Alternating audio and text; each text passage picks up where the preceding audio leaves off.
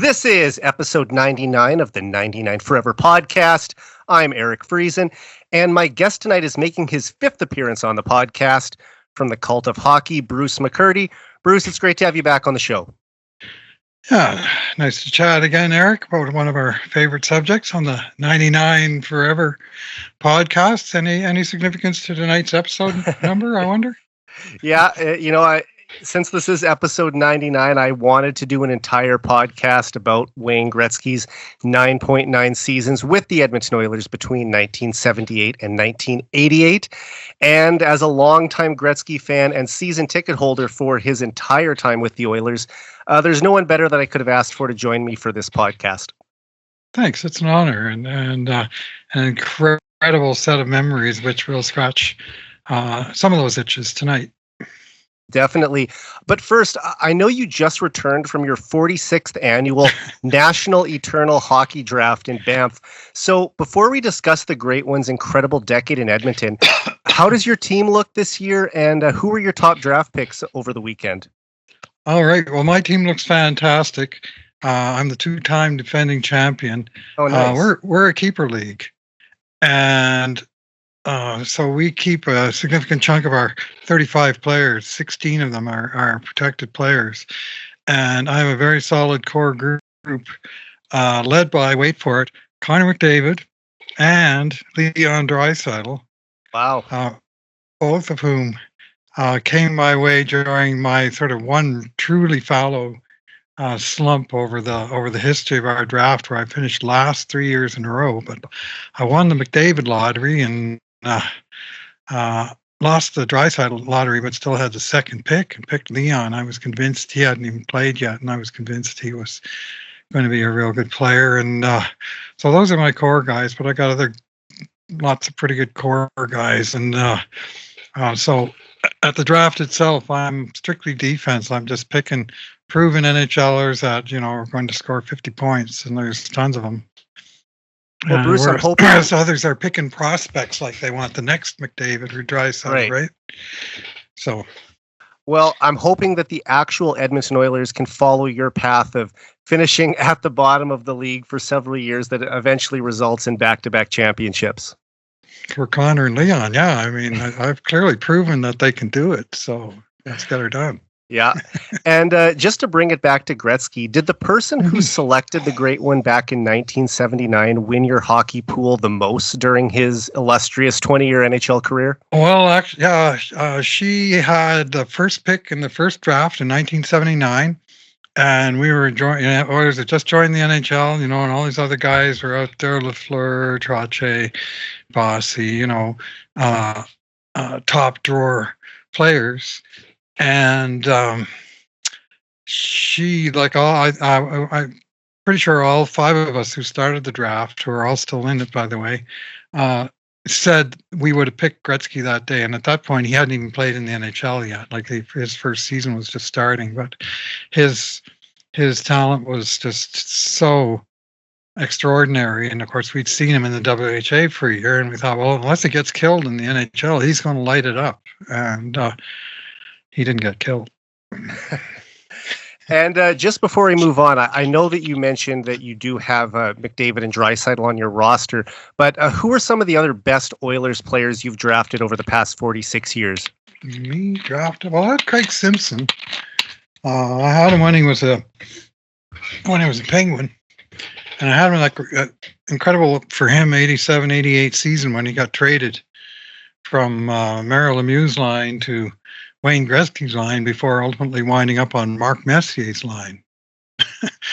That was the year he scored 56 times in the regular season and another 13 in the playoffs. So basically he did what Zach Hyman did last year. Right. Right shot, winger, number 18, things in common. But Zimmer was kind of my keystone Oiler for a while, and everybody seemed to have one. Well,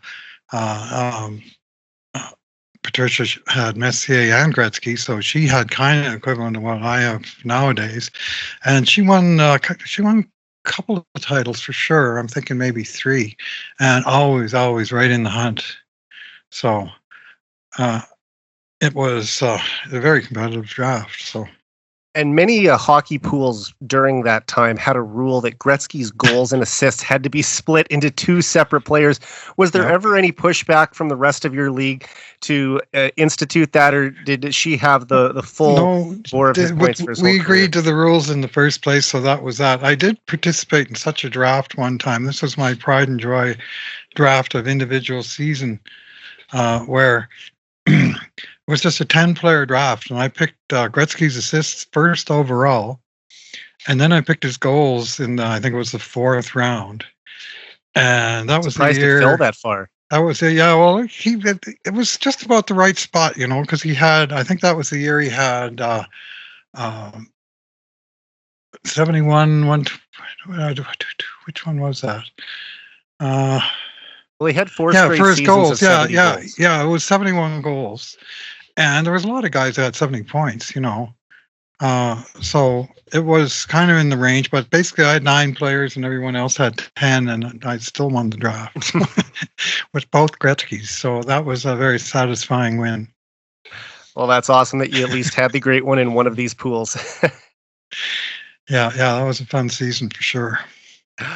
All right, so as I said off the top, tonight we will be highlighting one memorable game from each of Wayne Gretzky's 9.9 seasons with the Oilers. So we'll start off with the lone game from his WHA career on this list between the Oilers and the Cincinnati Stingers on December 12th, 1978. Gretzky, who was still just 17 at the time, scored his first career hat-trick in professional hockey to lift the Oilers to a 5-2 come-from-behind victory on the road. And Bruce, the teenage phenom certainly had some extra motivation to complete the hat-trick that night. Yeah, I was actually an Sunday afternoon game. I heard it on the radio, the WHA. There was almost no televised games, and so I went to the home games and I listened to basically all of the road games on the radio. And this was a game in Cincinnati, and the Oilers had fallen on hard times. I think they'd lost 5 straight, and they'd given in 30 goals. And the original sort of rush of having Gretzky on the team, which they got him at the beginning of November, and 8 games into the season. So he played the last 72 or 0.9 of the season for the Oilers, as I noticed at the end of his time here. That's where the 9.9 comes from. Anyway, they kind of went into a defensive slump, and they were losing games by scores of 6-4 and so on a consistent basis. And then in the first period, Cincinnati scored a goal late in the first period, and Gretzky was a culprit on the goal, and gave the Stingers the lead. And so Wayne came off the ice, and Rod Phillips described how Glenn Sather was giving him an earful on the bench. And as I recall, the broadcast booth, as he described it, of course, didn't see any of this, was behind the bench. And so he was sort of on the near side for Phillips. And he said Wayne sat on the bench for the rest of that period. And then when they came out for the second period, Wayne was still on the bench. And he stayed on the bench. And he missed, a couple of full rounds of shifts. I think he missed a power play. And Phillips was describing, he said, Gretzky's neck is getting redder by the minute, which is something we later learned was a really good sign. Anytime Wayne really got flushed in the face was nights that he was on fire, and you could see it in his complexion. And anyway, it may have been Phillips was seeing him from the far side and saying he's just getting redder and redder. But by the time they let him out on the ice, it was 2-0, a few minutes into the second period. And I'm pretty sure this was his first shift, but don't hold me to it because this is a radio broadcast from close to 50 years ago. Yeah. But he came out and he scores. Gretzky from Paul Schmier makes it 2-1. Joe Micheletti ties it up for the Oilers later in the second period. Then in the third period, Gretzky scores again from Schmier and Garnet Ace Bailey. And then he scores yet again his hat-trick goal, again from Schmier, on the power play to make it 4-2. And ultimately, Bill Flett scored what surely was an empty net goal in the dying seconds. to put it away. But basically, Wayne scored the hat trick that's gotten the Oilers back in the game, given them a lead, and then sort of secured the lead. all big goals, and it was his first hat trick, but it was done in spectacular fashion after what I'm certain was his only benching during the entire time he was in Edmonton, and I would have to think ever. I can't imagine any of his coaches ever having the gall to bench him in such a fashion. Maybe sit him late in garbage time in a lost game or something, but that's a different situation than this was. And anyway, with that 5-2 victory, that losing streak was over, and all of a sudden the Oilers were turning it around and playing solid hockey for a while. They went on a streak. Actually, this is the page I should have up. But anyway, that was. But of course, they reached the Avco Cup final that year too. Yes, indeed, they did. There was quite a number of memorable moments, to say the least. But I think we may have talked about the 18th birthday game where Wayne signed a 21-year contract at center ice before the game. The game itself wasn't much, but the event was certainly very memorable. But yeah, they had lost 7-0, 6-3, 5-3, 6-2, and 6-4 in their previous games. Bit of a tough stretch there. Yeah, and especially defensively. And Sather had a belly full of it, and so he was looking for someone to make a example of. And this game at Cincinnati was the end of a 5-game road trip where they played the 5 games in 7 days, so they were not expected to. And yet that was the burst of sort of energy and inspiration that Oilers needed. And I credit Wayne Gretzky, and I also credit Glenn Sather for finding the right motivational tool to fire up his young superstar. For sure. And although he was never benched again after that, did Sather have any other ways of getting the most out of Gretzky on any given night, especially in those early years? He used to try this and that, but mostly what he'd do was keep putting him over the boards.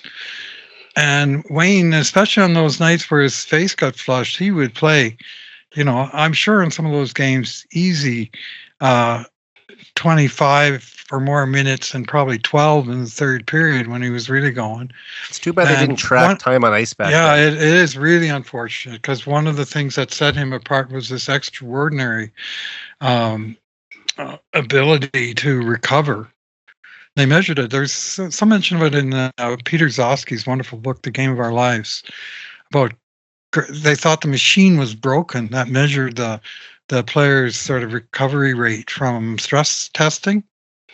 And Wayne just sort of bounced back to good to go within seconds, compared to what would take other players possibly minutes. Very similar to Connor McDavid now, who has extraordinary stamina and is able to play long shifts and be thrown back over the boards right away. Mm-hmm. Yeah, and I would say Gretzky even more so than McDavid. All right, we'll jump ahead now to late in Gretzky's first NHL season, where the Oilers were visiting the Toronto Maple Leafs on March 29th, 1980. And while it was Gretzky's second time playing an NHL game at Maple Leaf Gardens, it was his first time playing there on Hockey Night in Canada. And Bruce, the 19-year-old superstar, delivered a sublime performance in his home province on that Saturday night back in 1980. Yeah, a little backdrop now that you mention it. The first game in Toronto, which of course is very close to a home game for Gretzky, was in November, and the Oilers played Toronto to a 4-4 tie at Maple Leaf Gardens, and the Great One had 2 goals and 2 assists as a shiny young 18-year-old with acne. And that was the time where, after the game, they interviewed Peter Pocklington in the post-game show, and Peter Pocklington outright predicted the Oilers would win the Stanley Cup in 5 years. A bold claim to make on national television too. Yeah, and well, I'm not sure if it was national. This was like I think a Wednesday. Oh yeah, I night guess game, it was. but Sorry, I'm ITV, thinking the Saturday night game. But he now, made it on camera with the microphone under his face and a recording device working. And he said the Oilers would win the cup within 5 years. And at this time, they were kind of languishing and not, not exactly tearing up the National Hockey League, to say the least. But it was that 2-2 game in a 4-4 tie. Basically, Wayne had produced all of the offense in that game, and for Edmonton, that caused that prediction. Anyway, their second game back. This was the first year after the merger. There was 21 teams, so each team had 20 opponents that they played exactly 4 times in an 80-game schedule. So it was a fully balanced schedule. It lasted for just 2 years. But it meant we saw every team in the NHL twice, and the Oilers would visit each team in the NHL also twice. And it was a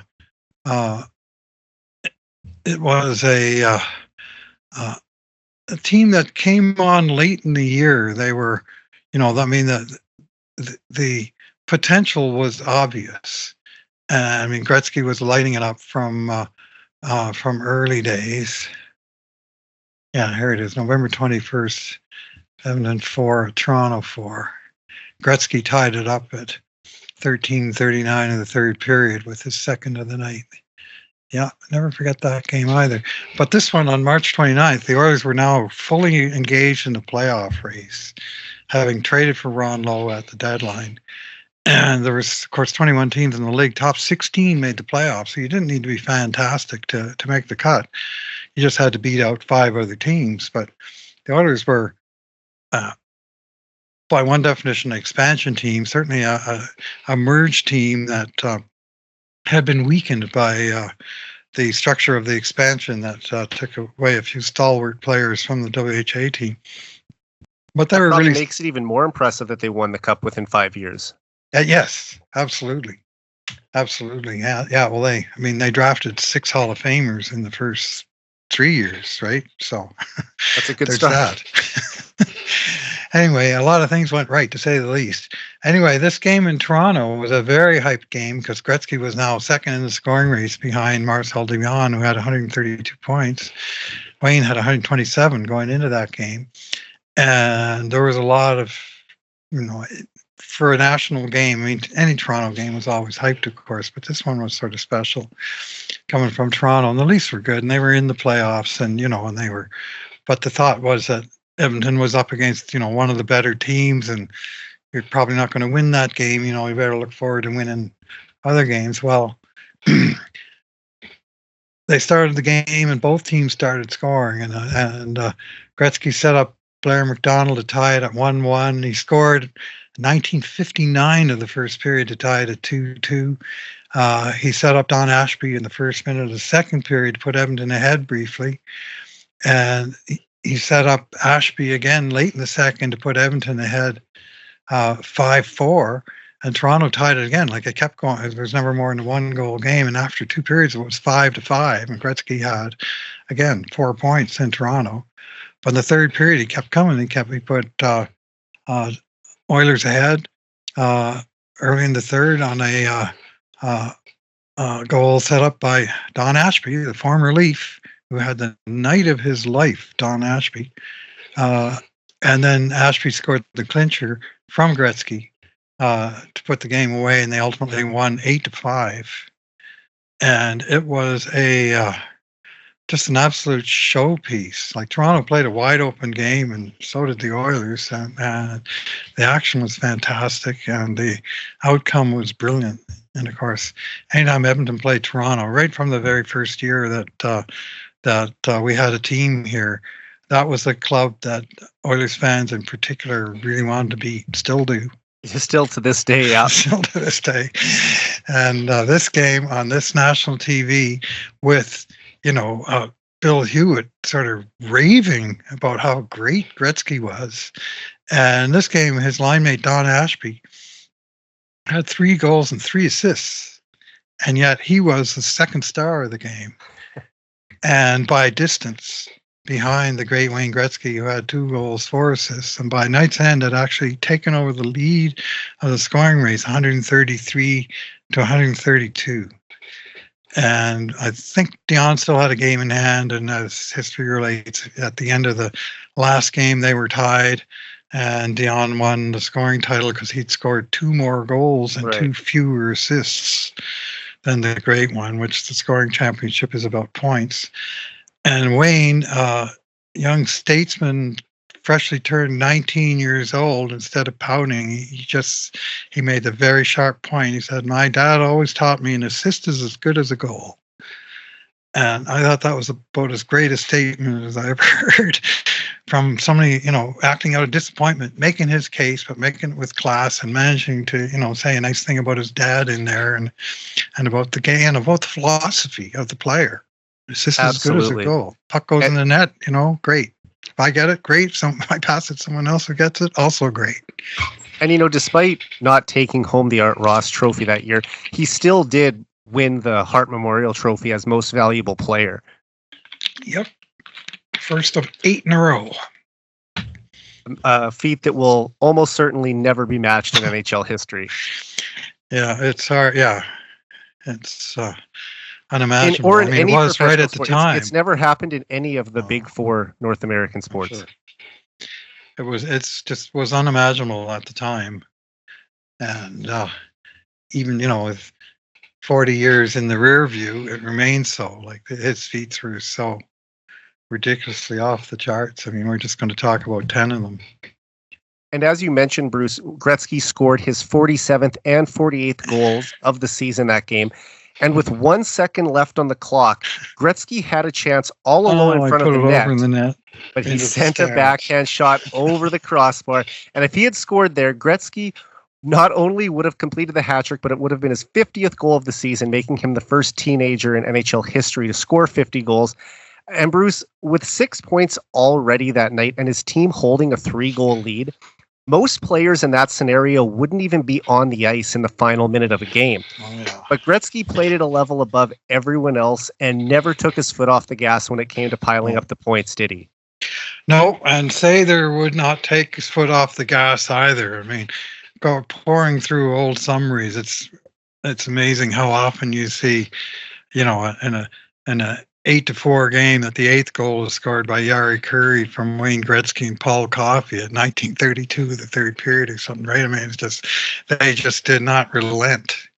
And Gretzky's pursuit of points and records was relentless. And part of that was pounding them up when the game was ongoing, whereas McDavid is sort of modern, well, I'll say counterpart. He's more the type of guy that if the Oilers have a 4 or 5 goal lead, he might take his foot off the gas. And one of the odd things about McDavid's box scores, if you look and you find like his really big games, 5 and 6 points, you'll see oftentimes he only played 16 minutes in those games, not the 21 or 27 that Wayne might have played, where the points came early, the Oilers got the lead, and then they, started rolling the lines. And right. But during the Gretzky time, they loved to score and they loved to keep scoring, and that was part of what that made that team what it was. Without a doubt. All right, the next game we're going to discuss is the first one on this list that was played in Edmonton, as well as one that you watched live at Northlands Coliseum. Yes, on February 18th, 1981, Gretzky recorded his first career 5-goal game in the NHL and matched his career high in points at the time with 7 as the Oilers trounced the St. Louis Blues 9-2. Bruce, despite facing a first-place team and the eventual Lester B. Pearson Award winner Mike Liut in goal, the Blues had no answer for Gretzky's incredible goal-scoring prowess that night. Yeah, the Oilers were kind of down and out in the standings in 80-81 as well, and it took them to another late run in the season to again make the playoffs. They were still kind of finding their way, but Gretzky was still ripping it up. And this was in February, and when the Blues came to town, they were in first, I think, in the league. They finished second overall that year. They got upset by the Rangers, I think it was, in round 1 of the playoffs. But they They and Mike Liut. I checked the standings earlier today. They were first place in the league at the time. Yeah. Oh, yeah. Okay. Yeah. Well, Mike Liut, who this is his second appearance tonight because he played that 5-2 game for Cincinnati Stingers in 1978. He was considered to be the favorite for the Hart Trophy, and there were some headlines in there. Showdown between league's top sniper and league's best goalie, and so on. And Wayne, at that time, in 80-81, he was starting to assert his dominance in the scoring race. He and Dion were again tied at the 40-game mark. But in the second half, Wayne just pulled away and wound up winning by 29 points. Well, this was well into the second half, and this game was part of the reason he won by so much. And he read all these headlines and all the sort of adulation that Liut was getting, and you could just sort of see that I'll show him. Fired him up a little bit. Fired him up a little bit, indeed. So he came out playmaking, getting primary assists on goals by line mates Brett Callaghan and Yari Curry in the first period. The score was tied after 1-2. Gretzky scored his first of the night in the second period to put Edmonton ahead. This stood up as a winning goal. Then he watched from the sidelines as a couple of schmucks named Mark Messier and Paul Coffey made it 5-2. And then early in the third, on a single shift, Gretzky scored his 35th and then his 36th of the year, just 9 seconds later, to make it 7-2 and to send Mike Liut shamefaced to the bench, beaten. And in came the backup goalie. I think it was probably Ed Stanowski. Yes, it was Ed Stanowski. And Wayne scores a shorthanded goal on him on the next shift. And then he added one more with about 4 minutes to go in the third period. 4 consecutive goals, 4 goals in one period, which is tied for the NHL record. And 5 goals in one game, which was the first for him of a feat he ultimately accomplished 4 times as an Oiler. And that is an Oiler record, co-held, though, with Yari Curry. That was going to be who I thought. Pat Hughes. It's been done a couple other times, but that's so a night full of records. And many thought the night that Wayne Gretzky won the Hart Trophy that year. As you say, he didn't win the Lester B. Pearson. Yeah, are you surprised by that? That Liut still took that home? It's a modern Ted Lindsay. The Ted Lindsay Award, voted on by the players. Wayne had already sort of, he well established himself, and the players sometimes like to share those things out a little bit. And the Hart Trophy vote was by far the closest of the 8. I think it was just 5 points between Gretzky and Liut. But this one night that Wayne, blew him out of the net with a hat trick and then just kept on scoring was seen as sort of the decisive moment of that Hart Trophy season. And just to see him completely take apart a team that was top of the league at the time. Edmonton 9, St. Louis 2. St. Louis coming into the game were 35, 12, and 12. Edmonton was 17, 29, and 10. So it was like it should have been a mismatch. I thought 9-2 would probably be for St. Louis. No. And I guess the main reason I think that Gretzky should have taken home what is now the Ted Lindsay Award is because he also broke Phil Esposito's single season points record that year. Yep. And you would think that if anything was deserving of the most outstanding player for that particular season, that would be enough to get him the trophy. Well, you would think. And I mean, Mike Liut, for all that he was very good for and a real driving force for what was a fairly it was a good St. Louis team, but not near as dominating. He was 33, 14, and 13 with the Blues that year, 335 goals against average, 894 save percentage, which was good in the day, but not great, And yet he got a lot of hype over the course of over the course of that season. But on this night, Wayne Gretzky, 5 goals, 2 assists, 7 points, plus 6, 8 shots on net, and 62.5% shooting percentage. Not a bad night at work for him, a great one. And after scoring his second and third goals of the game just 9 seconds apart early in the third period, did you start to have a feeling that number 99 wasn't done putting the puck in the net that night, and that you might be witnessing something special? Yeah. Oh, yeah. Yeah. No, you could feel it when he was coming on in the third period of some of these games. If there was time on the clock, what he was done was putting pucks past Mike Liut because he came out. He had chased him by then. But yeah, that second and third goals seconds apart was the place was just on fire. The arena was on fire. I remember when the hat trick goal went in and sort of put me out a hat trick, everybody's celebrating, and then you could see the Utes start to heading for the bench, and it was like total victory, right? Very satisfying as an Oilers fan at the time, I'm sure. And I didn't hate Mike Liut. I mean, I would have enjoyed seeing that happen to Mike Vernon a lot more, but isn't he Draisaitl's agent now? As it was, that's a good question. I think he represents Liut. Yeah, and he was a good goalie in the WHA, and he was a good goalie in the NHL, but he was no Wayne Gretzky. And Wayne won the day that time, and he won the season in terms of the Hart vote, and that was the decisive moment. So that's why I chose that particular game out of that season. There were others.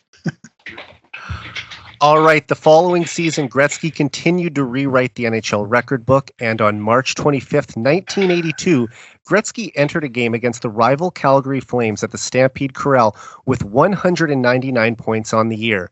And midway through the first period, Gretzky etched his name in history by becoming the first and only player to ever record 200 points in a single season. Yeah, that was quite the stretch.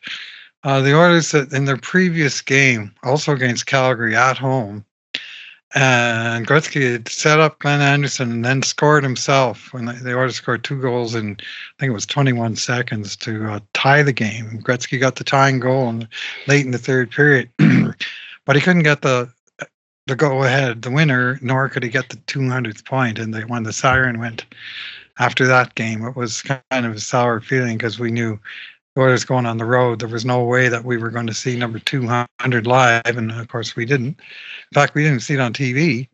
This was a Thursday night game, and ITV used to show about half the road games between ITV on Wednesdays and Hockey Night in Canada. We'd see roughly half the road games on TV, and the rest were Rod Phillips on the radio, and this was one of those. How many of his 200th points did you actually see live before I forget? That's a good question. This was the first one. And so, this was the one that left the impression. The other ones were just, well, he's been there, done that before. Here's another milestone on the way up to whatever the new record's going to be this year. Because he had 196 the following year in 83, and then that's when he had his 3 straight 200-point seasons after that. 205, 208, and 215. And the following 3 years, and we saw. I mean, we saw a little more than half the milestones because he scored more than half his points at home. There was one more than half their wins at home. Just like any team, there's a home ice advantage in the sport, and last change and familiarity and crowd support and all those things.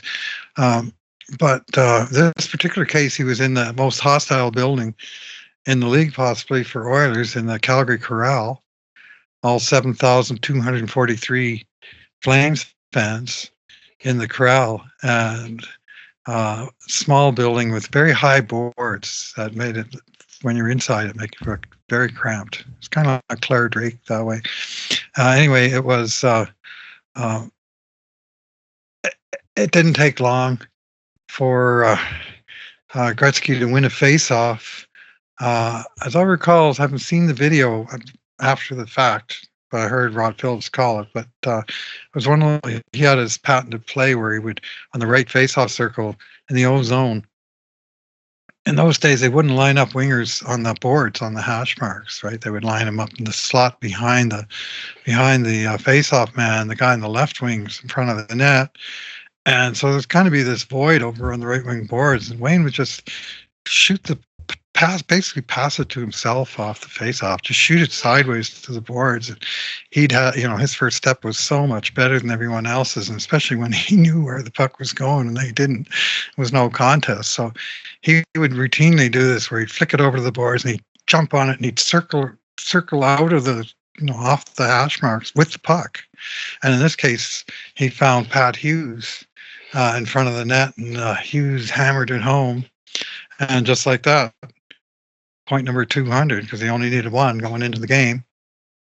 And the reaction, you could hear it on the radio of the Calgary fans, the usual gasp of disappointment from home fans when they give in a goal. Like there are sound effects of the game that are unmistakable, even if you've got no visual clues at all. But then this sort of slow sort of realization that, here we are, the second year NHL hockey in Calgary, and we've seen this extraordinary achievement that's never been done before. And when they announced on the PA that it was Gretzky's 200th point of the season, he actually got a standing ovation in the Calgary Corral. Quite an astonishing moment. Probably the only one he ever received. No, they didn't like him there a whole lot, but I will give the Calgary fans their due. They rose to this occasion, literally rose to their feet, and applauded the feat of the great one. Anyway, that put Edmonton ahead 1-0 in a game that they would ultimately roll to a 7-2 win. Well, they scored again in the first period. Dave Semenko from Wayne Gretzky. There you go, to make it 2-0. Kent Nilsson cut the lead to 1. And then in the second period, Wayne went out and set a completely different NHL record that was completely distinct from the 200 points, which is more of a milestone than a record. I mean, every time he scored a point, it was a new record. But he was the first to 200. And the second and the third and the fourth, I might add. But in the second period, he scored a shorthanded goal at 8:10 of the second period. And then with, let's see now, who's in the box?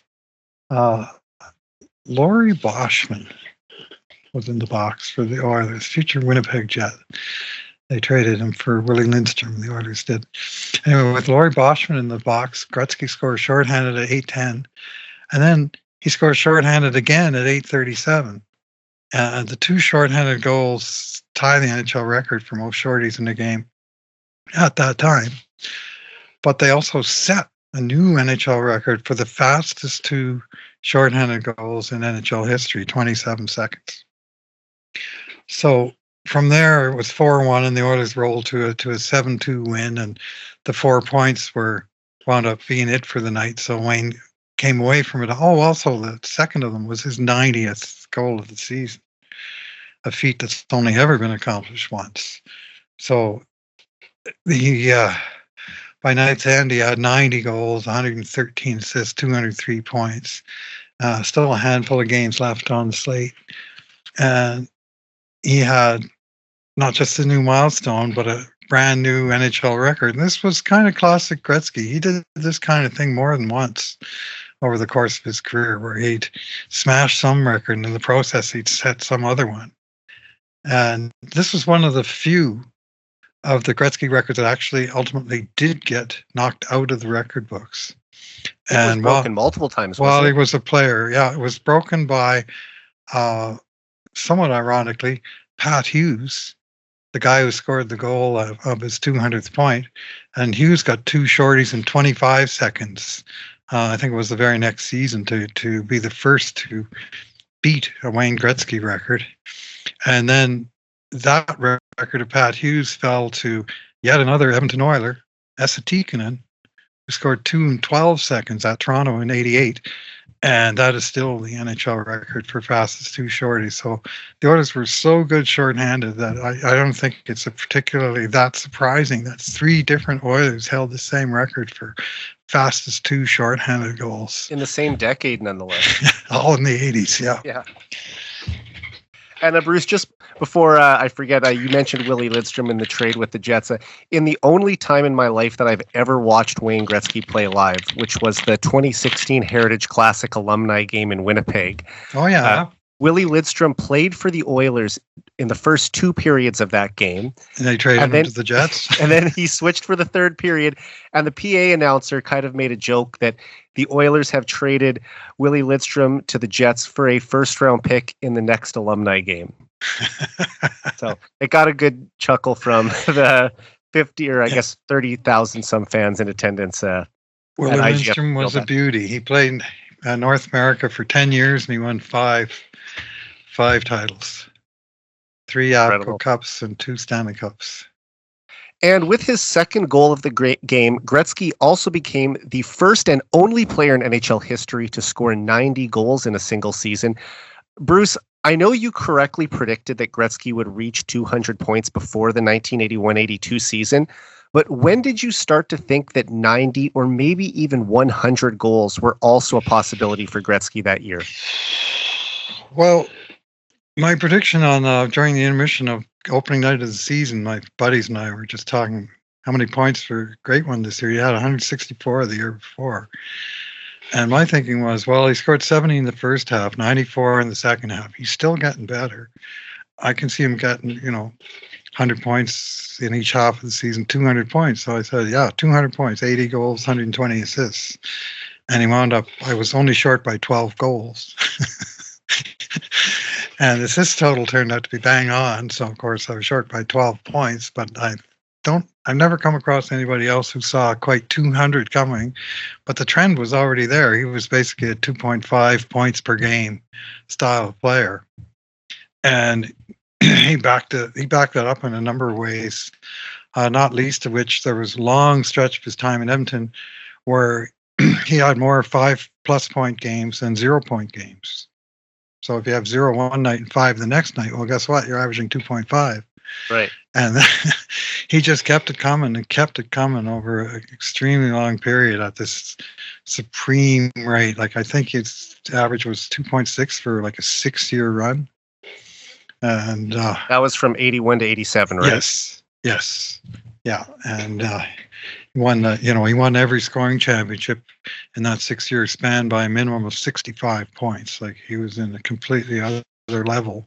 And if I remember correctly, I think you tweeted years ago that if you look at the league's point leaders during that time, from that span of 81 to 87, Gretzky's point total starts with a 12, and the next highest scoring player in the league starts with a 6. Correct. Yeah, Gretzky had 12, 19 over those 6 seasons. Was it Bossy? And then it was Bossy. It was like 695 or 690. So it wasn't quite double, but it was close to 7. But it's still. If you looked at the hundreds, and then there was like a stack of guys that were all close to Bossy, but the gap between all of that stack and the one guy was just a huge gulf. It was this one man alone, and then this sort of drop, and then cluster of really good players that looked like a normal scoring race. One guy, a few points better than the next guy, or almost tied, but they'd be 70 behind the Great One. And even though he did end up with 92 goals that season, did you think that would be his peak in the NHL? Because he was still only 21 at the time. I'm sure there had to have been some Oilers fans who thought that maybe he can even raise this goal total even higher in the years to come. I thought he might get to 100 goals, and 83-84, I think there was a really good chance he would have made it. That was the year he was averaging 3 points a game before his injury, right? And we'll talk about that, but he got hurt and missed 6 games with the shoulder injury. And when he came back, his numbers were a little reduced, and I think they backed off his playing time a bit. But he seemed to be on track for 100 goals. And in fact, in 83-84, he did score 100 goals if you include the 87 in the regular season and 13 more in the playoffs. Right. It's the only time it's ever been done. But so he's got the record for goals in a regular season with 92 and the regular season and playoffs with 100 from 2 different seasons. Yeah, just unbelievable. Yeah, we keep using that word. Yeah, a common word when it comes to describing anything. Well, an accurate one. Like, yeah, exactly. It is hard to believe. It was then, and someone who didn't see any of it, like this sounds like some kind of, somebody, wrote a great fantasy novel about a hockey player who was, so much better than his peers. I mean, literally every game we're discussing tonight predates me. Uh-huh. Well, luckily for me, I was there and around for all of them, and I watched several of them in person. Yeah, I'm very jealous of that, Bruce, and any Oilers fans from that era who are old enough to remember it. All right, after finishing in first place in the Campbell Conference standings for the second consecutive season in 1982-83, the Oilers faced the Winnipeg Jets in the Smythe Division semifinal that spring.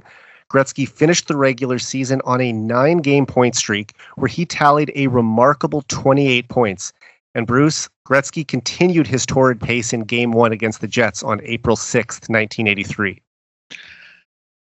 Yeah, this was coming off the supreme disappointment of the 1982 playoffs, where the Oilers had gotten it together after their great playoffs in 81 against the Habs and Islanders. In 81-82, they had an outstanding regular season, finished second overall. But then they crashed and burned against the LA Kings in a very ignominious fashion, losing out in the first round to a team that was 48 points below them in the standings. I believe it may still be a record. Yeah, I think it is.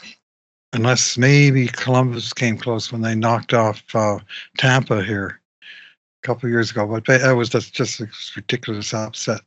So the playoffs were getting underway, and they had what was to become their favorite opponents, playoff opponents, Winnipeg Jets, to open it up. And there was sort of a little bit of, well, this is different, this is playoff time now. I wonder if the boys are going to have what it takes. Game 1, first series. And the Oilers came out and they popped 3 quick goals late in the first period, with Gretzky setting up the second one, then scoring the third one shorthanded, with Lee Fogland and Dave Lumley in the box for Edmonton and Dave Babbage for Winnipeg. I don't know who had the extra, but anyway, the Oilers were shorthanded, and there's the greatest shorthanded maestro of all time, Gretzky, popping one home to make it 3-0. Winnipeg scored late in the first period to make it 3-1, and then the second period started and doubt ended. Gretzky scored a power play goal 9 seconds in, even strength goal, about 6 minutes, another shorthanded goal in the 13th minute, natural hat trick, the only 3 goals in the second period. And just like that, it was 6-1 Edmonton in a game they ultimately rolled to a 6-3 win with, a very so-so third period after the game had been put away. But this was a game where the 4 goals was a record, playoff record for the Oilers, but it wasn't an NHL record. That was Rocket Richard's 5 goals. 5 goals in the Stanley Cup Finals against Toronto. That still stood. But the NHL record he did tie in this game was 2 shorthanded goals in 1 playoff game. That's a feat that's been accomplished 14 times, and Wayne was, I believe, the 4th. I had a list I was looking at earlier. First guy ever to do it was the great Dave Keon with Toronto Maple Leafs in the Stanley Cup clinching game in 1963, where Toronto won 3-1, and Keon potted a shorty in the first period, and he got the empty netter down a man and leaves hanging on hard to a 2-1 lead, and Keon hit the empty net to put it away and won the Stanley Cup. This, for me, my first ever Stanley Cup. That was my first year watching hockey. I was a Leafs fan back then, English Canadian. Hey, that's how we rolled. Yeah. And my dad and brothers were all Leafs fans, and so we had the Stanley Cup to enjoy. And Dave Keon had set a new record, unbeknownst to most of us at the time, but this was his record that Gretzky tied with these 2 shorties, and just basically got Edmonton off and rolling to what became an excellent run. They only lost 1 game rolling right through to the Stanley Cup Finals before they met their match in New York Islanders. And Bruce, you talked about the two shorthanded goals he scored in the game. I believe Gretzky's second all-time in playoff shorthanded goals with 12 behind only Mark Messier, who had 14. Just how dangerous of a scoring threat was Gretzky whenever his team was down a man on the ice? Oh, supreme. He had in his career, 73 shorthanded goals, and 76 assists, 149 points. Not the usual ratio, but don't forget there's only one other forward to pass to when you're short, typically. And so often the Edmonton Oilers collectively were so deadly on the counterattack, and there's no real better opportunity to counterattack than on the power play where the other team's pressing. They think they got an opportunity to score, and the puck turns over and bam, they're gone. And with the Oilers, they used most of their top players as penalty killers. Gretzky and Curry were an established duo. Messier was on the second duo. Often with Craig McTavish, the one guy, Glenn Anderson, didn't penalty kill a whole lot. Mark Messier is second on the all-time list for 63 career shorthanded goals in the regular season. So Gretzky and Messier are 1-2 regular season. As you point out, 1-2 went the other way around in the playoffs, and it was no fluke. They brought it, and they were trying to score. And did Sather have Gretzky penalty killing right from the start in his NHL career? It may have taken a little while, but not a lot. I mean, he was his best player, and he used him in all scenarios. And I mean, Wayne had, he's sort of a double-purpose penalty killer because when he was out there, the other team would tend to be, the defenseman might be thinking, that guy's out there, I better, not take too many chances. And so he kind of scared him when he wasn't scoring on him.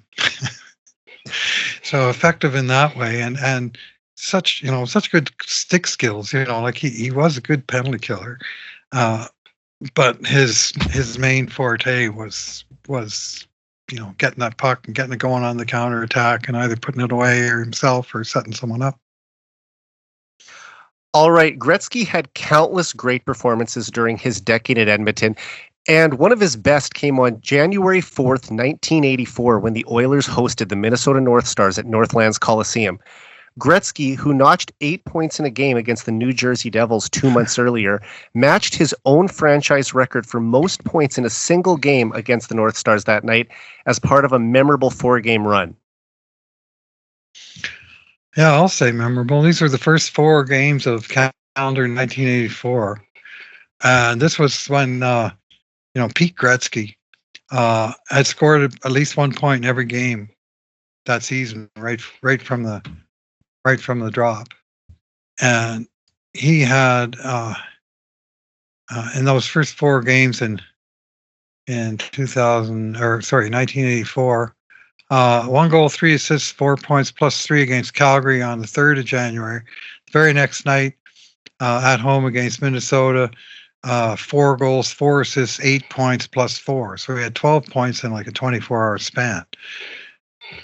Then on the 7th, 3 goals, no assists, 3 points, plus 4 against Hartford. Then on the 9th, 2 goals, 1 assist, 3 points, plus 4 against Detroit. So over the 7-day span, 10 goals, 8 assists, 18 points, plus 15. Oilers 4 wins. Wow. Figure. Every once in a while, he would have these just ridiculous bursts like that. He had another one right around when he scored his 50 and 39 as well, right? Yeah. He had 25 points in a 5-game homestand, 15 goals and 10 assists. That's ridiculous. And then that same year, when he broke Esposito's goals record, in the 4 games leading to the goals record, he had 5 points in each of the 4 games. Pretty positive that's the only time that's ever happened. 5 in a row. Anyways, on this particular night, the Saturday against Minnesota, this was the game I actually thought he's going after Sittler's record. He might get Sittler's record of 10 points in a game. And of course, Jim Harrison's major league record as well. And the North Stars, they were a flashy, offensive-minded team, and they didn't mind opening it up. And they played a lot of very entertaining, downright exciting games with the Oilers. So Minnesota didn't typically win those games, but they probably had a lot of fun playing them. Anyway, this one wound up, wait for it, Edmonton 12, Minnesota 8. And because Minnesota kept scoring, Edmonton kind of also had to keep scoring to maintain their lead. And the Oilers scored 5 goals in each of the first 2 periods. And let's quickly go through the summary. Gretzky scored the second goal, primary assist on Curry's goal, primary assist on another Curry goal, primary assist on yet another Curry goal, primary assist on a Coffey goal. Then he scored again from Messier and Anderson. Then he scored again from Messier and Curry. I mean, it was one of those nights. And at the end of the second period, it was 10-6, and Gretzky had 8 points. 8 points, tied his own club record and career high. And I think this is only 2 times in his career he got 8. Yeah. But unfortunately, what happened was Curry got hurt late in the second period, and he did not return for the third period. And it wasn't that necessarily Wayne needed Curry to score. I mean, obviously he helped. They helped each other a lot. But it just seemed to take the shine off of the game. It took the sparkle right out of it. And what seemed like maybe sort took of the wind out of the team a little bit. Yeah. And I mean, each team scored but twice in the third period. So the 10-6 game only became, 12-8, not 15-9 like it was trending to be. And Wayne wasn't involved in either goal, so 8 was it. But at the end of the night, this was the Oilers' 41st game of the season. Not only did he score in all 41 of those games, he had 125 points, literally averaging over 3 points per game to that stage. And that, in fact, was an average he kept up for another 10 games before he did get hurt and kind of put the kibosh on the point streak and the 100-goal season and so on. But this was still, to me, his best season, even though he had other seasons with higher totals because he played a handful more games. And for Gretzky, 6 games was like easily 15 points, right? That's just his sort of normal rate. So he wound up with 205 and not 225. But he really tore it up that season, and this night was a particularly fine example of that against a good team too. Just a team that wasn't a great defensive team. And Bruce, you sort of beat me to my next question, because I was going to ask that since he reached 8 points before the end of the second period, was there a buzz in the arena that Gretzky could break Darryl Sittler's NHL record that night? And speaking of the Curry injury, are you still convinced that if he had been healthy for the third period, that Wayne would have at least hit double digits that night? I thought, when you say buzz, there was certainly a buzz going on inside of me that this was the one, this was the night. Like, he really had the magic happening. Because I'm sure you assumed at some point during his time in Edmonton that this was going to happen. I did. I always thought he'd get a 10-point game. I mean, he was so ripping apart so many of the other scoring records. But some of the single game records are just, one guy getting super hot. I mean, Darryl Sittler scored, from behind the net, and, everything he took seemed to go in. I watched that game in February 1976. It was on Hockey Night. The single game records are the only ones that really any player has a chance to reach, because the career marks are so out of reach. Yeah, well, Sam Gagner shares the Oilers club record with Gretzky. Gretzky did it twice, 8 points. Paul Coffey had an 8-point game as well. Sam did it once. Paul Coffey did it. So, I mean, you stack up Sam Gagner's career against Wayne Gretzky's, and it's not particularly close. But on their super hot nights where everything went right, anyway, in this case, almost everything went right until Curry got hurt, and otherwise, I felt 5-5 for 10 was quite realistic, knowing how Wayne frequently would turn it up a notch in the third if he was approaching a milestone or record. All right, after taking a commanding 3-0 series lead in the 1985 Smythe Division Final, the Oilers were looking to sweep the Jets out of the playoffs at the Winnipeg Arena and advance to the Campbell Conference Final for the third consecutive year. And Bruce, not only did the Oilers remain undefeated in the 1985 playoffs with a decisive 8-3 victory over the Jets in Game 4, but Gretzky also produced another playoff performance for the ages. Yeah, this was the one that put the Jets to bed. The Oilers had won the 2 games in Edmonton fairly handily. Game 3 was a real battle. Gretzky himself broke a 4-4 tie in the third period in a very exciting 5-4 Oilers win. And in Game 4, the whiteout crowd of Winnipeg came out just determined as ever. And once again, like they always seem to do in these games at Winnipeg, they scored early. In fact, in the first minute of the game, Randy Carlyle gave the Jets the lead. But that was mostly it for their happy times there in Winnipeg Arena. It was none other than Wayne Gretzky with his 4th goal of the playoffs to tie it about 5 minutes in. Gretzky with a short-handed goal. First one was unassisted. Second one, Gretzky short-handed from Yari Curry to put the Oilers ahead to stay, as it turned out. Then the second period, first minute of the second period, twice in a row, Yari Curry from Wayne Gretzky and Charlie Huddy. Yari Curry from Wayne Gretzky just 24 seconds later. And just like that, it was 4-1. And when Glenn Anderson scored a power play goal from Wayne Gretzky and Kevin Lowe to make it 5-1, it was all over basically for the Jets. And so it was the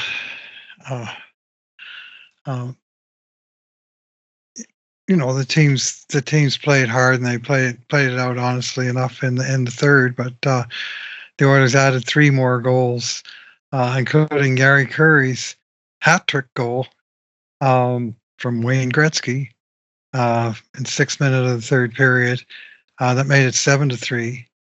And then at the ridiculously early time of 10:31, Wayne Gretzky, with his hat-trick goal of his own, into the empty net, a short-handed goal, as the Jets, down 7-3 in an elimination game, as has become something of a tradition in the NHL, pulled their goalie way early in the attempt to do whatever miracle it was going to take to make a 4-goal comeback against the Oilers. Well, Gretzky and empty nets were old pals.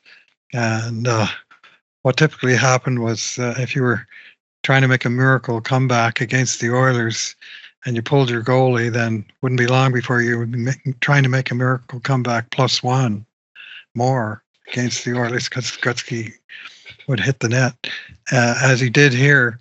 And it was kind of an exciting play. You might have seen a replay of it. It's still kicking around out there somehow, where Gretzky got the puck, came down over the center ice on the right side and got a clear shot at the empty net. And he missed.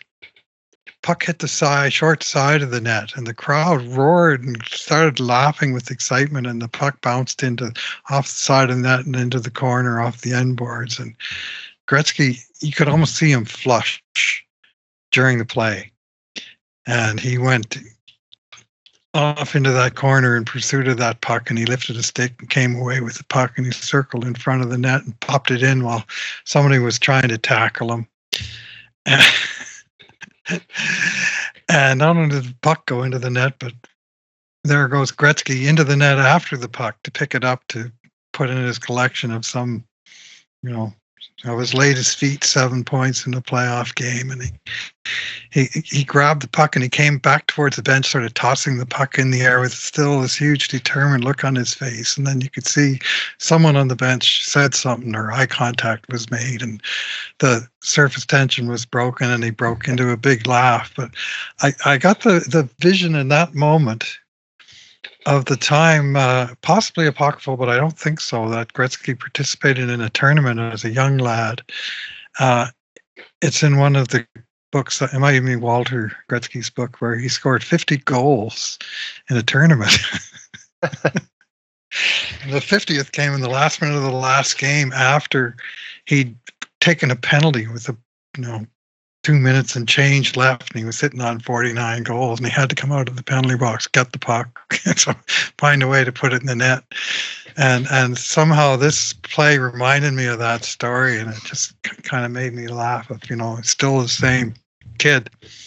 By now he's 24 years old, and all he had on this particular night, elimination game, a pretty good team, 4 goals, 3 primary assists, and he had no, wait a minute, I got that wrong. 3 goals, 4 primary assists, 3 of them for Yari Curry, his main sidekick, the other one for Glenn Anderson, and just scored in such a variety of ways. Right, sometimes he might be at the side of the net popping one in, or he might deke 2 or 3 guys, pop one in, or he might make a pass to a guy that you don't even understand how he saw the guy, and yet put it right on his tape for the tap in. I mean, I can't remember the specifics of all of these goals. All I remember was there was a variety of beauty scored in this particular game, and Wayne was on fire, and the Jets were on their way down and out of the playoffs, and in very convincing fashion. And to go along with equaling his own NHL record for the most playoff points in one game, he became the only player in NHL history, still to this day, to have multiple 7-point games in the playoffs. And he joined Maurice Richard and Mike Bossy as the only players in NHL history to score 5 hat tricks in the playoffs. And, Impressive. Bruce... And this was the second time in his career, and we already described the other one, also against Winnipeg, where he scored 2 shorties in one playoff game. This is an NHL record, 2 shorties in a playoff game. It's been done 14 times by 13 different players. One guy has done it twice, and we all know the answer to that. I think it's also the third game we've talked about tonight where he had multiple shorthanded 2 goals. shorties, yeah. It is indeed the third one against Calgary as well. And Bruce, I remember you saying on the last podcast we recorded that Gretzky was usually good for enough offense to win at least one game in a playoff series basically on his own. So after putting up just 3 points combined in the Oilers' previous 2 victories over the Jets, did you expect number 99 to have an offensive outburst in Game 4? Yep. Yeah, he was due. And I mean, it's not like he was slumping by any means. He had 11 points in 6 playoff games coming into that contest, but still, to put the exclamation mark on a sweep with a 7-point game is a pretty good way to do it. Yeah, well, at the end, we would have had 18-7, which is, 2.5 points a game. I mean, there we are again. That's typical Gretzky production at mid-80s, right? Yep. And then, of course, he really ripped it up against Chicago in the semifinals, him and Curry. And then Yari Curry set a couple NHL records in that series as well. He sure did, yeah. And then in the finals of 85, Wayne set a completely different, again, record. Most goals in the Stanley Cup Finals. He tied John Beliveau's record, 7 goals in Stanley Cup Finals, not just a 5-game series. That was the year he scored the 47 points in the playoffs. That remains the NHL record. And his assist mark did just fall this past spring to Connor McDavid, although that wasn't set in 85. Right. And this was we'll talk about that one as well shortly. This one was the Oilers team that was subsequently recognized as the team of the century. Yeah. And I'm convinced one of the reasons that team was picked over, say, the 87 team was that so many of Edmonton's top stars just had fabulous playoffs. Right, Paul Coffey set the records for defensemen for goals, assists, and points in a playoff year. One of those records fell this past spring to Evan Bouchard. Oh, right. Bouchard got the assist mark, didn't he? Yeah, they all still stood until Coffey coached the guy that broke his record 40 years later. And then... he still holds the goals and points records, though. And Yari Curry scored 19 goals to tie Reggie Leach's record for most goals in a playoff year. And everybody, all the star players were on top of their game, and they really blitzed the league, losing just 3 playoff games, and they were they got their due. as the team of the century. And of course, Gretzky was the leading man. Both he and Curry scored 90 goals regular season and playoffs that year. They tied with each other for the league lead with 90. Unbelievable. And that was the year they both had 70 in the regular season as well, which I believe is the only time in NHL history that two teammates have each scored 70 goals. Yeah, they each scored their 90th goal in the Stanley Cup clinching game. Each scored off a great sort of no-look backhand pass from the other and popped it home to notch its 90th of the year. So they were quite the duo. But Jari could keep up with Wayne on the goal-scoring front, but there was no playmaker like Wayne Gretzky. Yeah, and I do consider myself very fortunate that I've been able to watch all of McDavid and Draisaitl's careers, and they are the greatest duo of their era. But, for fans of a certain vintage, they're lucky enough to remember both Gretzky and Curry in the 1980s and now McDavid and Draisaitl in the 2020s. Mm-hmm. Yeah, well, Gretzky and Curry and Messier and Coffey. Yeah, I mean, it depends which duo you want to extend it to. But, although Gretzky and Messier are almost universally recognized as the two greatest players from that era, it seems like Gretzky and Curry, because they were line mates, always seem to be maybe more linked together. Well, they certainly were more linked together in the summaries. Messier was mostly on a different line from Wayne. Some overlap on the power play, although Mark didn't play as much on the first unit as you might suppose. Often it was, they used to go two D-men with Coffey and Huddy, and it was typically Gretzky, Curry, and Anderson was sort of their go-to first unit. But Mark got his chances and he got his goals for sure. But and it makes sense because Curry and Anderson were such natural snipers, right? And where the connection, the McDavid-Draisaitl combination is different, is that they can be on separate lines, or they can wind up on the same line. Whereas Messier almost never played, for instance, left wing. Even as he was the first All-Star left wing 2 times, he didn't play that with Gretzky. He was always on a different line because he loved to carry the puck himself. And Sather thought, let's get my 2 horses carrying the puck on 2 different shifts, Makes sense. And of course, Messier and Anderson were a great duo in their own right. All right. On December 11th, 1985, Gretzky matched his own NHL record for the most assists in one game with 7 as the Oilers defeated the Chicago Blackhawks 12-9. It was also the highest scoring game in modern NHL history as the two teams combined for 21 goals at Chicago Stadium that night. Bruce, it was only fitting that the most dominant point producer of all time would lead the way offensively in the highest scoring game ever played.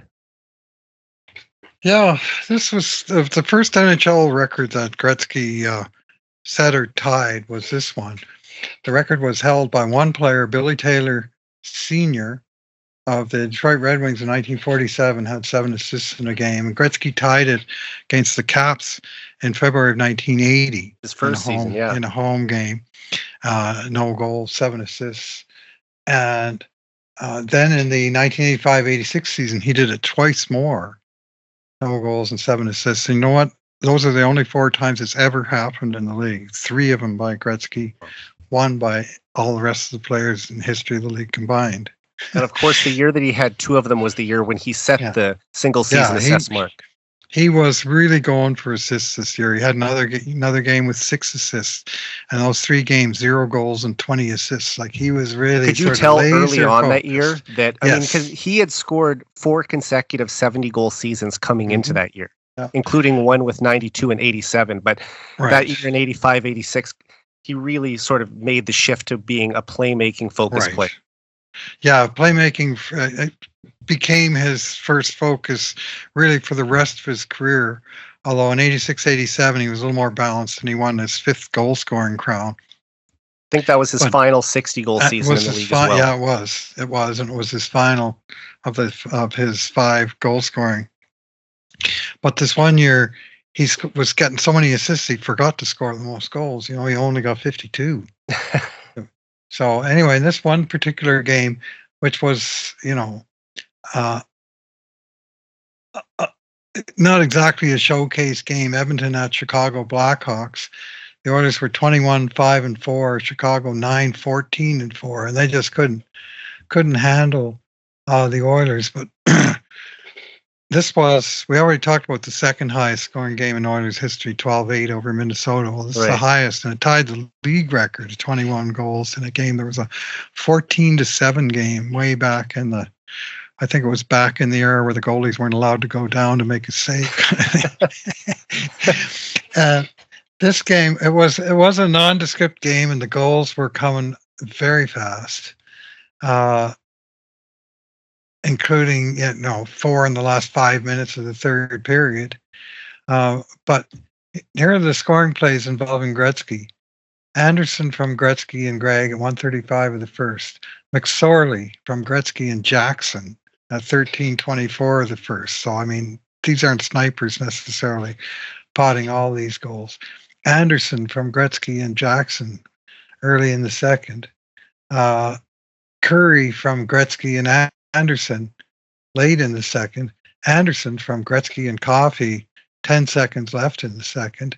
And then a late burst in the third period when they're playing out the string at, sort of 10-7. Curry from Gretzky and Anderson. And then at 19:24 of the third, and this wasn't even the last goal of the game. This one made it 12-8 for Edmonton. Curry from Gretzky and Anderson, and then Chicago got a very late goal by Ken Yaremchuk, who I believe is an Edmonton native, to make the final 12-9 and tie that record. So the thing about these assists, you might have noticed on the way through, 7 assists, 7 primary assists, all of them. Gretzky was the guy passing the puck to the goal scorer for the finish. There's no cheap assists in there. And in fact, every goal in this entire game from both teams, except for one goal, had 2 assists awarded as well as a goal.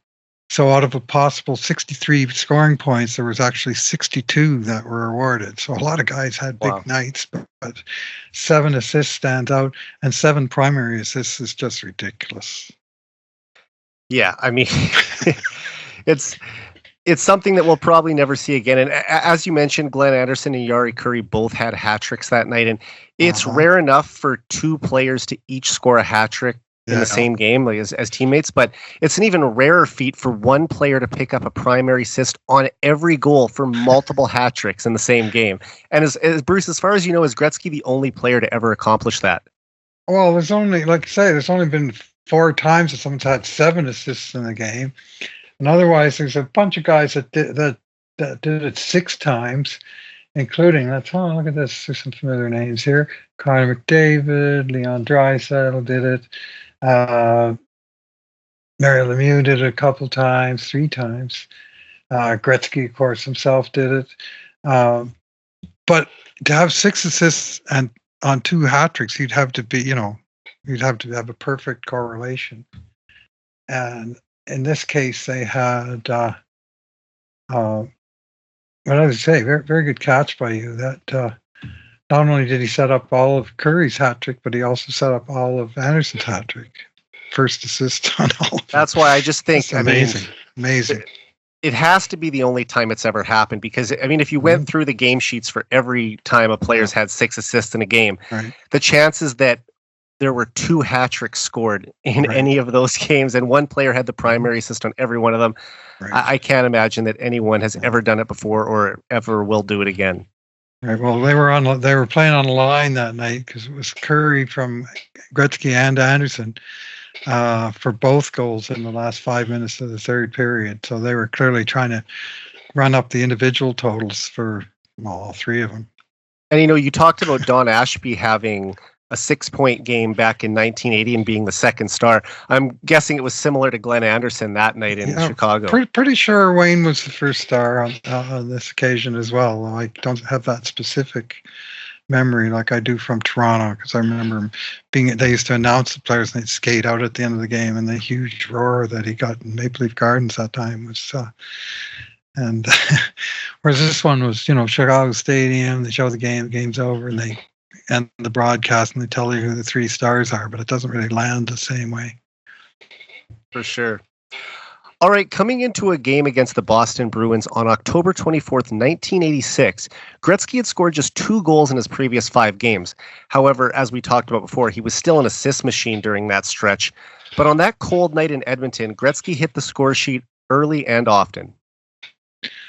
Yeah, it wasn't just cold. This was a snowstorm night. It was October 24th of 1986. And the same season that would end with another big snowstorm during the May long weekend during the Stanley Cup Finals, also a home game weekend. Hockey weather. Yeah, big snowstorm. And this one was big enough that it really curtailed the crowd. Unfortunately, there's no record, at least Hockey Reference, which I've been using for almost all of these game summaries of what the attendance was. But my recollection is it was a very intimate crowd of like maybe 5,000 or 6,000 people, and where people came down from the upper bowl and sat in the Reds because there was such an expanse of seats, because it was like a wicked snowstorm and it was like an early season game. And I think probably it was televised and people just said, oh, might as well just stay home and watch it. Right. And it was the Bruins who'd given Edmonton all kinds of trouble for years. The Bruins would win the season series. And Gretzky himself had lots of trouble scoring against the Bruins. And I think to that point, like this was 7 full years into his NHL career, and he had something like 5 career goals against the Bruins. And this was a guy, he could score 5 goals in a game against some teams. And he had 5 total against the Bruins in 7 years. And they had this annoying checker named Steve Casper who would shadow Gretzky, like just follow him everywhere on the ice and just do whatever he could to just completely take him out of the game. And I guess it was a good strategy, though it was horrible to watch.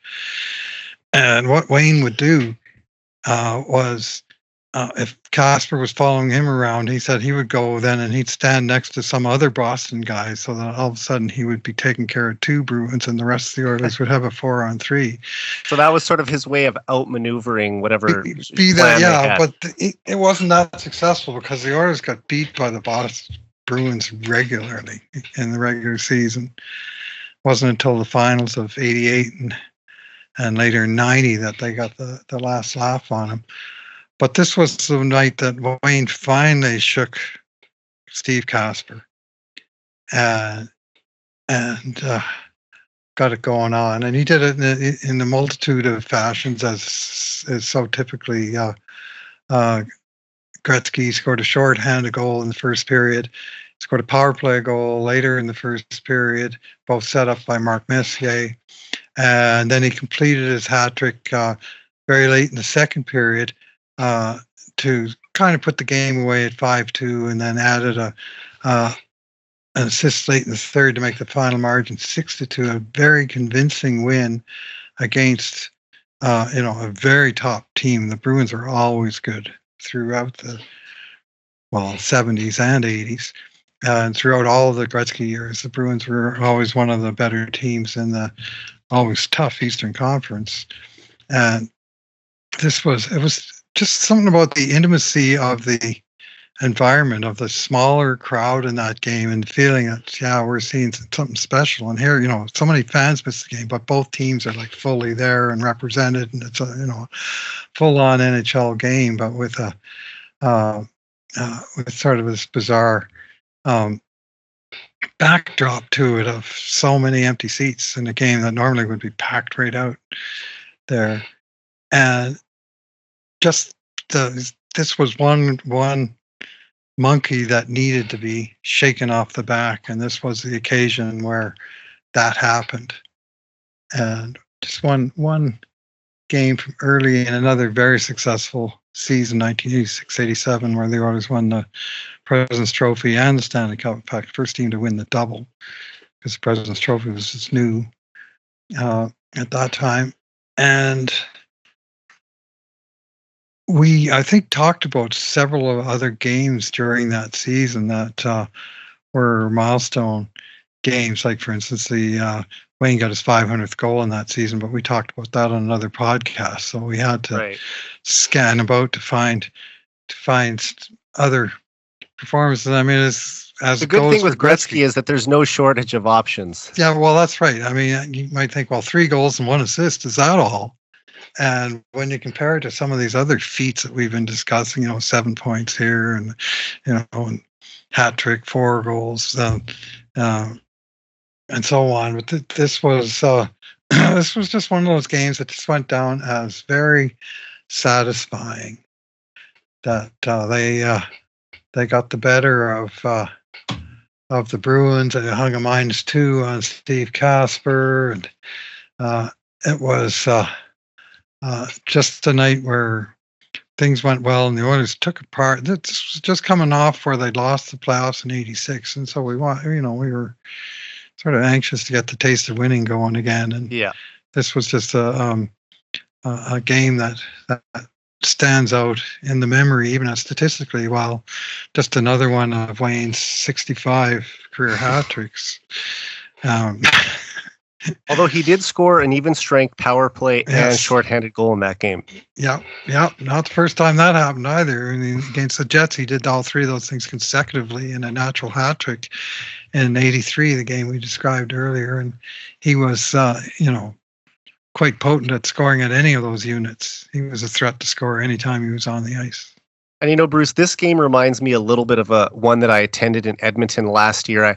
I had driven out from Saskatoon to play in our charity game here at the Heavy Hockey Network, where it was held just the day before the Saturday night game against the Flames. I went to 3 games though and they had lost previously against the Wild and the Flames, and I was supposed to drive home on the Monday, but Edmonton had this huge snowfall, and driving in from Saskatoon to Edmonton, the roads were completely clear. I don't think there was hardly any snow on the ground, and then on the day that I'm supposed to come back, it's just a pile of snow, and I decided, well, if I'm going to have to stay in Edmonton another night, I might as well catch the game against the Kings that night. So I was able to at least see 1 win on that trip. And similar to what you said, it wasn't a full house that night. I don't have an exact guess of how many fans. There was probably a couple thousand that weren't there. You could noticeably see the empty seats during the game. But this game, it was like 2/3 to 3/4 of the seats that weren't filled. So that's it was really extreme. Yeah, it was a big dump. And in October, nobody's got the snow tires on. Coliseum's, a long way from home for a lot of people. The traffic, some people may have tried to go and given it up, because of the traffic and, just the poor conditions. So anyway, it was one where we thought we better get going early, and it was a priority to get there. And well, before the Oilers moved to their new home, it was actually quite easy for me to go see games at Rexall Place, because I always stayed at the Coliseum Inn right across the street. A quick walk for me. But now it's, I still stay at a hotel reasonably close, so not too daunting of a task to get there. All right, our final game of the podcast was also Wayne Gretzky's final game as a member of the Edmonton Oilers. After play was suspended during Game 4 of the 1988 Stanley Cup Final at the Boston Garden, the Oilers and the Bruins returned to Edmonton to play the following game at Northlands Coliseum. And Bruce, although we wish the Great One could have spent his entire career with the Oilers, he finished his time in Edmonton in the greatest possible way. Yeah, well, he sure did. Won Stanley Cup in his very final game, and did it in kind of standard Wayne Gretzky fashion by stealing the headlines and setting a couple records. This was a fairly one-sided series, with the Oilers winning. All 4 of their wins came by double scores: 2-1, 4-2, 6-3, 6-3, and in between they had that weird 3-3 game, which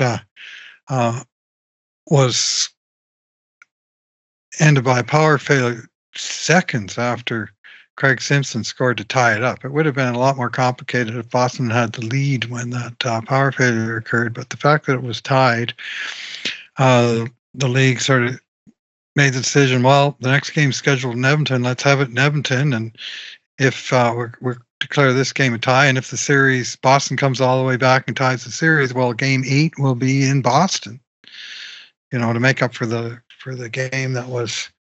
Anyway, the Oilers didn't have any interest in game 8 or 7 or 6. Yeah, exactly. And so this was sort of a sweep, but not quite. But it was just such the weirdest thing, Eric, because I still remember waking up the morning of Game 4 and thinking, well, I'd love to see the Oilers get the cup and a sweep one of these times. And of course, I want to win the cup as soon as possible. But man, it would be nice to see the cup awarded at home again. But how can you get a sweep and win it at home again? Like might get one of those two things, but there's no way to get both of them. Well, guess what? Every once in a while, a flipped coin lands exactly on its edge, and you get a very unexpected result.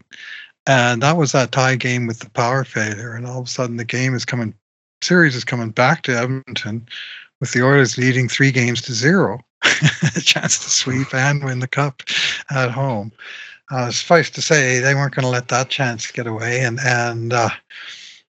after a little bit of an iffy first period, where they came out tied 2-2, Tikkanen scoring the tying goal from Eric Friesen and Wayne Gretzky. It came down to a decisive middle frame where the Oilers pounded home 3 goals to take a 5-2 lead, with Gretzky himself getting the 4-2 on an excellent play by Tikkanen. I have seen this replay more than a few times where Tikkanen also got his final goal as an Oiler on the point. Yeah, this is his final goal as an Oiler, and Tikkanen's got the puck on the point, and he winds up as if he's going to take a slap shot, and instead he delivers a slap pass to Gretzky on the far corner of the crease, and Wayne powers it home from close range to make it 4-2. And then just before the end of the second period, which is cool because I sat in the defensive end, so they only attacked our end for one period per game. So this was you might think, what are you doing, Bruce? But what we were doing when we got the seats was in the WHA. They used to split the third period 10 and 10 international style. So we wanted to watch the Oilers attack for the the last 10 of the third period. Well, in the NHL, that went away, and our tickets stayed in the same place. So we got used to it. Anyway, this was. You got to see every overtime, though. Yeah. Oh, yeah. Yeah. First overtime for sure. Anyway, this was Gretzky's last kind of shift coming in our direction. And at 19:58 of the second period, he made a beautiful play just inside the blue line and feed across to Craig Simpson, who pounded it in. New Oiler Craig Simpson scoring his final goal of the playoffs too, of course, in his 69-goal season that he played with Wayne and Mark and Mario. And lots of magic happened that year. And this was some of it. So this was Wayne's last goal as an Oiler in that period, followed by his last point as an Oiler. And in the process, he managed to set a couple more NHL records with that last point, which was his 31 assists of that playoffs, beating his own record of 30 from 1985. And that was a record that stood for 38 years until Connor McDavid took him down in the playoffs this past year. One of the very rare players to actually beat one of Wayne Gretzky's records. Most of them are completely out of reach. An assist record at that. And that was an assist record, yeah. And then it also happened to be his 13th point of the Stanley Cup Finals, which broke the record of most points in the Stanley Cup Final of 12 points. That was held by a couple of players.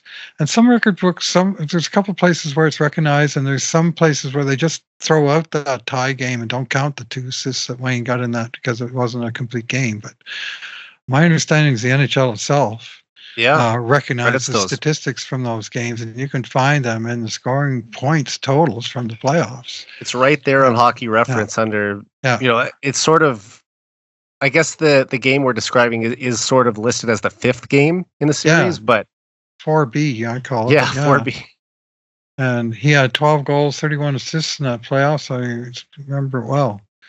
And where are we now?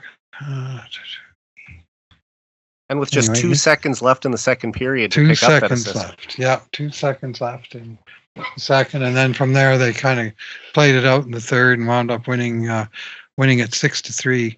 And this was the famous game where the great one, after the game was over and he collected the cup, he invited his teammates to pose with him for a photo with the cup, and what became an instant tradition of every team since, a team photo with the cup on the ice. That was actually my next question for you. I was going to say, after capturing their 4th Stanley Cup in 5 years, Gretzky started that new tradition that has been done by every team since, of the team taking a photo on the ice with the cup. And Bruce, Oilers fans at the time didn't know that this was Gretzky's last game in an Oilers jersey. But no, of course not. Looking back on this game now from 36 years ago, how special is it for you to not only be in attendance for such a historic moment for the Oilers, but also maybe more broadly the history of the game? Yeah, there was a lot that went right there in those 87 playoffs, or 88 playoffs, pardon me. It was a magical time. The Oilers went 16-2-1 in the playoffs. They went 11-0 at home, won every home game. I attended all 11 of those playoff games. They won the last road game in all 4 series, usually in dramatic fashion. Gretzky himself, of course, scoring a very famous overtime winner over Mike Vernon's shoulder. Game 2 in the Saddle Dome, give the Flames an earned home ice advantage, and so they started the series in Calgary. And according to Rod Phillips, Gretzky parted the Red Sea in both games 1 and 2 with important goals. And Glenn Sather famously told the Flames staff to take the ice out because there weren't going to be any more games. And on the podcast that you and I did a year ago, where we highlighted every game in the playoff game in the history of the Battle of Alberta, you selected that one as the most famous goal in Oilers history. Yeah. I mean, they got no overtime winners that, won a Stanley Cup directly. They generally tended to win those games by fairly convincing margins. And 5-2, 8-3, 3-1, 6-3, 4-1. There you go. And they, there wasn't always drama right at the very end, but in that win, and where they'd overcome deficits all night long to tie the game, and then to have Gretzky score that shorthanded goal in overtime from Curry. But it was just delightful. And they just, that sort of thing. Even the last game in Boston, they didn't win it, but they tied it on the very last play of the game. It wasn't overtime, but it had, in a sense, it was, like sudden death. They scored, the game was over. So that it, just all the magic happened. Then Wayne married Janet Jones that July, and all was well with the world. And then all of a sudden in August, it all just fell apart, and the trade / sale came down, and a lot of bitterness and so on. But the same guy who sold Wayne Gretzky also bought Wayne Gretzky. It took me a long time to sort of reconcile all this. And some people will say if it wasn't for Peter Pocklington, we never would have had Wayne Gretzky. But so it's, we might not have had an NHL team. Yeah, it was so there's this. It was the way it was done, and the way cash was involved to prop up his struggling business empire and so on. There was a lot of sour taste to that departure, but in terms of what we saw on the way out, yet another glorious run to the cup with the Oilers winning Gretzky's last game, him scoring his 16-2 in the playoffs that year. 16-2-1, yeah, the greatest playoff run in NHL history, at least when they expanded to all 4 rounds being 7-game series. Yeah. So, anyways, he was, and Stanley Cup winning goal is his last goal. Set a couple more records. Raised the cup, took the picture. Like it was storybook. And what a way to go out. So for 87-88, which wasn't Wayne's best season in Edmonton. He had a couple of injuries that held him back to 64 games. He didn't win the scoring championship for a change. First time since his unofficial rookie season. Right, but then he took dominated it back in the playoffs, Kings, led the playoffs in the scoring, and the team was just unstoppable. Best top six I think I've ever seen. And that's something you and I actually talked about on Twitter. I remember a couple of years ago too. If you think about it, 5 of their top 6 scorers had a 50-goal season in the NHL. Not all in that one year, right? But they were. I can't imagine that there's been another team since, or maybe even before, that had 5 50-goal scorers on the roster. No, probably not. Probably not. And the 6th guy was only Esa Tikkanen, who was, never scored. I don't think he scored 40, but I do remember 34. But an ace defensive player and multi-purpose tool. And if he's your 6th best forward, I think you have a pretty strong team. Yes.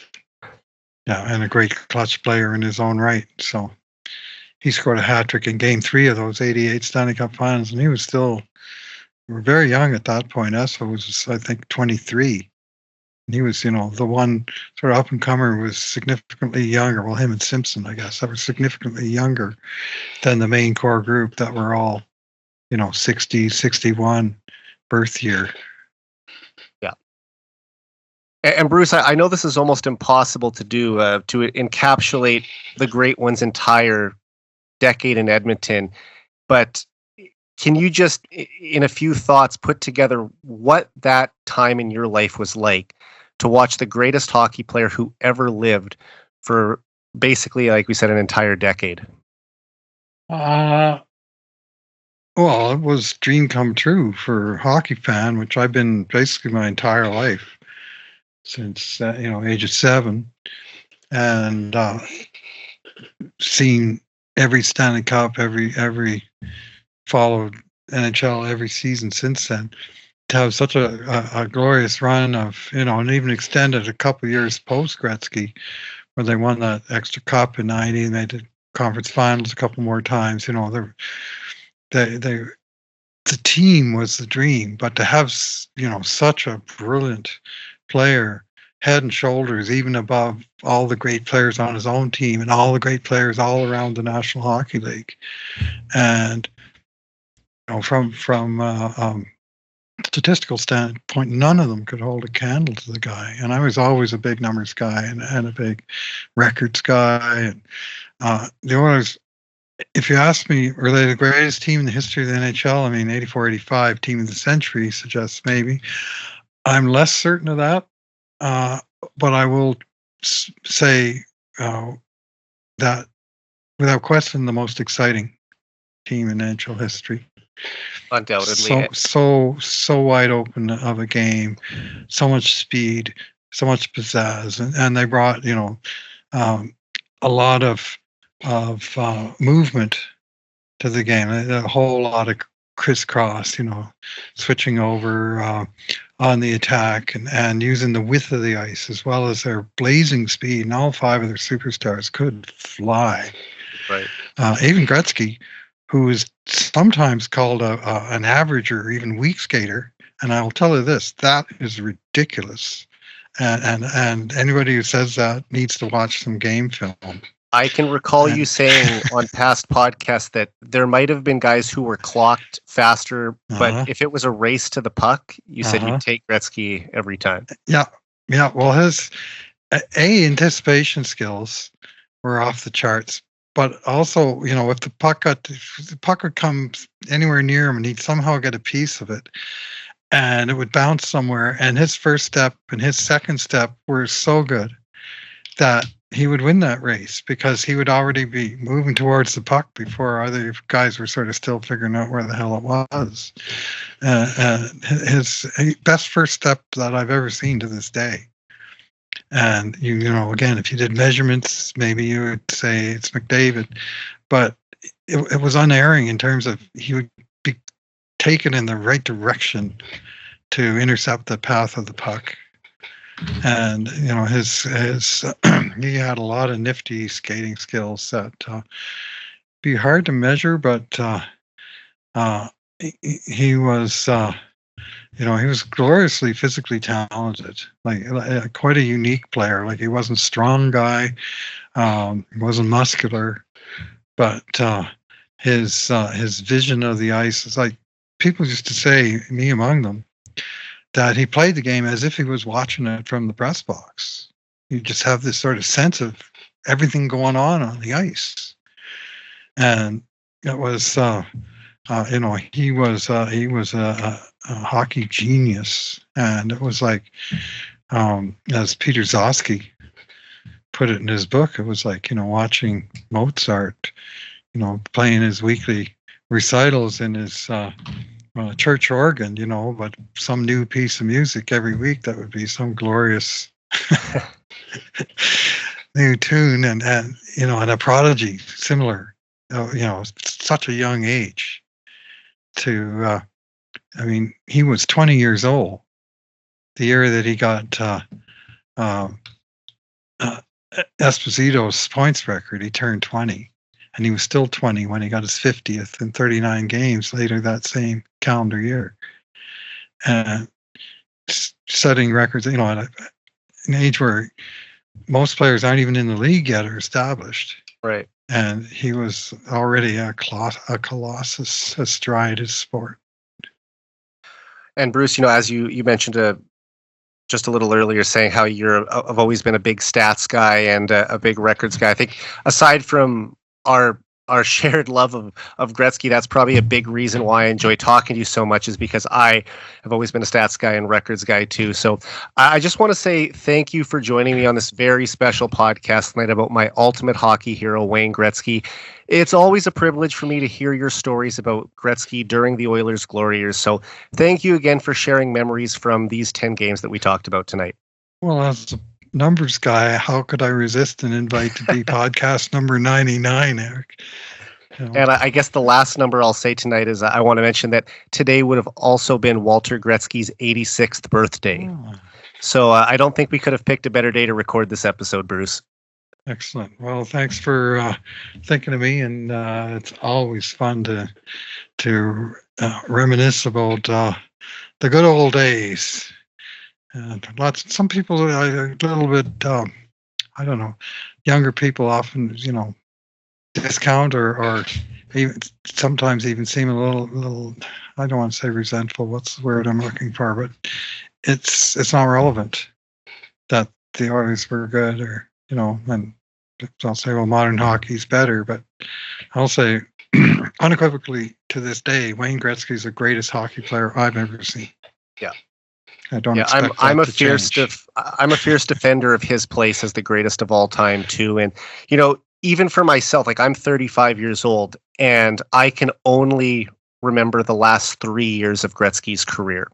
So as time goes further and further on, we get further removed from people or hockey fans who are able to watch him live. But I truly believe that 100 years from now, we'll still be talking about Wayne Gretzky. Yeah, so you only saw the last two of his 16 NHL assist titles. Yeah, exactly. At ages 36 and 37 with the Rangers, he was still leading the league in assists.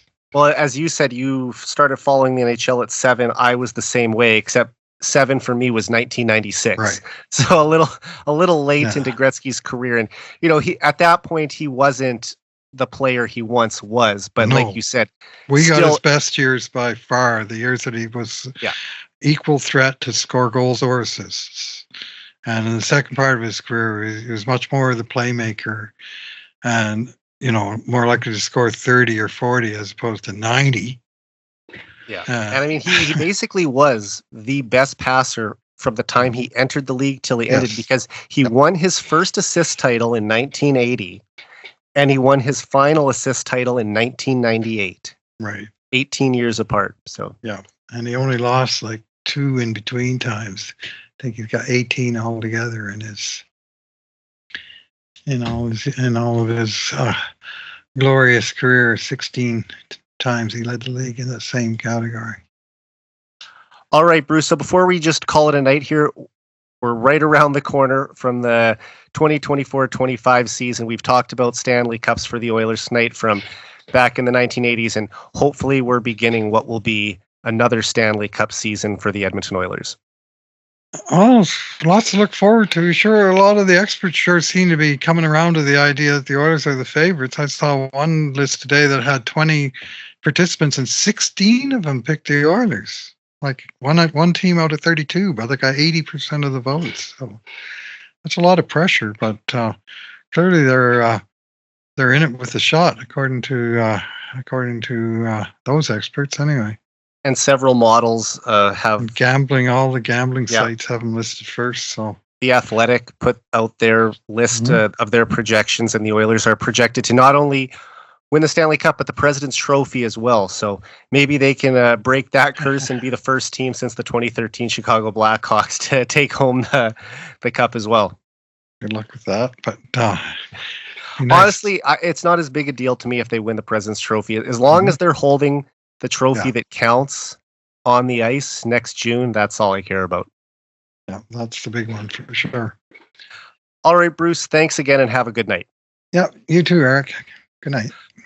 So for Bruce McCurdy, I'm Eric Friesen. This has been the 99 Forever podcast. We're out.